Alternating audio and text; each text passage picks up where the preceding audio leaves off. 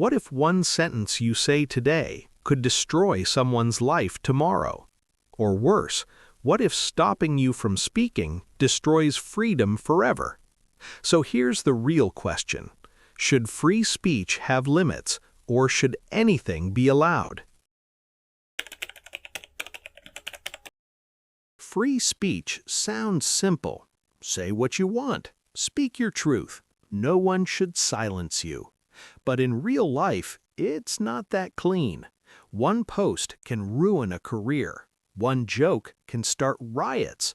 One lie can go viral faster than truth. Now flip it. Governments censor journalists. Platforms delete opinions. People get punished for saying the wrong thing. So we're stuck between two fears. Fear number one, words can cause real harm. Fear number two, power decides who gets to speak. And that leads to today's debate. Should free speech have limits, or are limits the beginning of control? Let's start with the uncomfortable truth. Words are not just words. Words can hurt. Words can manipulate. Words can kill. Argument 1. Speech can cause real-world harm. A lie shouted loudly enough becomes truth. A rumor spreads faster than facts. A hateful message can turn into violence. Think about it. If someone screams fire in a crowded room and there is no fire, people get hurt. That's why even the strongest free speech countries already have limits. Not to silence opinions, but to stop damage. Argument 2. Protecting vulnerable groups. Not everyone starts from the same position. Some voices are already under attack. Hate speech doesn't just offend, it targets, it isolates, it dehumanizes. And when speech is used to deny dignity, some argue society has a responsibility to step in. Free speech should not mean freedom to destroy others. Argument 3. Lies can destroy democracies. Democracy depends on informed choices. But what happens when fake news spreads faster than truth? Deep fakes look real. Lies are shared on purpose. Some limits aren't about opinions, they're about facts. Without guardrails, free speech can be weaponized. Argument 4. Platforms are not public streets. Here's a big one. Social media is not a town square, it's a private stage. Platforms already set rules. No spam, no threats, no illegal content. Supporters of limits say, if rules exist anyway, why not enforce responsibility? Without limits, speech can harm bodies, minds, and societies. With limits, some believe we protect safety, truth, and fairness. What if limits don't protect us, but slowly teach us to be quiet? What if the real danger isn't speech, but who controls it? Now, let's ask a dangerous question. Who decides the limits? Because once speech has rules, someone has power, and power doesn't stay neutral forever. Argument 1. Limits always start small, then grow. First, it's no hate. Then it's no misinformation. Then it's no criticism. History shows this pattern again and again.